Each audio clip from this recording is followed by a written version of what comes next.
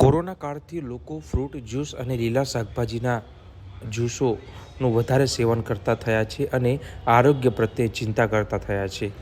ત્યારે આજે આપણે વાત કરીશું કે જે ફ્રૂટ જ્યુસ લોકો પીએ છે પરંતુ તે કેટલું નુકસાનકારક હોય છે, તે પીવું જોઈએ કે ન પીવું જોઈએ તેની વિશેષ માહિતી ડૉક્ટર કિન્નરીબેને આપી હતી.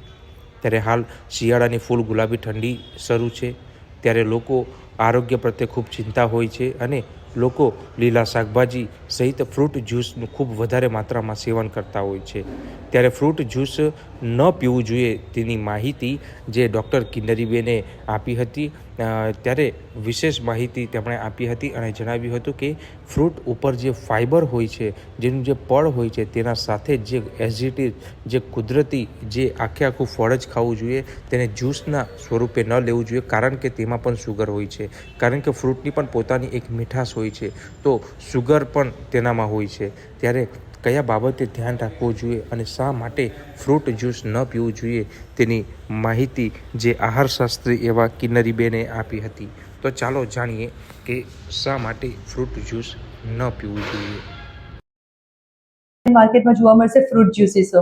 તો ફ્રૂટ જ્યુસો અમે ચોક્કસથી કહેશું કે ફ્રૂટ જ્યુસ આપણે નહીં લેવું જોઈએ, કારણ કે ફ્રૂટ જ્યુસમાં તમે ઉપરથી ભલે પણ શુગર એડ નથી કરતા, પણ એની પોતાની એક જે મીઠાશ છે, જેને આપણે ફ્રુક્ટોઝ કહેશું, એ ફ્રુક્ટોઝ તમે એક ગ્લાસ જ્યુસ લેશો તો તમારા એક ગ્લાસમાં 4 થી 5 ફ્રૂટ આવશે, ત્યારેમાંથી એક ગ્લાસ જ્યુસ બનશે અને એનું ફાઇબર આપણે કાઢી નાખીએ છીએ, જે ફાઇબર આપણા બ્લડ શુગરને રેગ્યુલેટ કરવાનું કામ કરશે.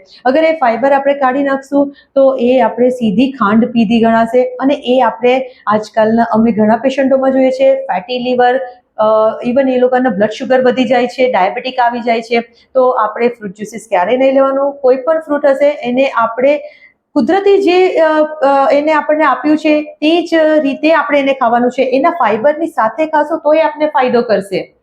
ફ્રૂટ જ્યુસીસ ફક્ત ને ફક્ત બાળકોને આપણે આપી શકીએ છીએ, જે આખો દિવસ દોડતા હોય છે, એ લોકોને વધારે કેલરીની જરૂર છે તો એ લઈ શકીએ છીએ.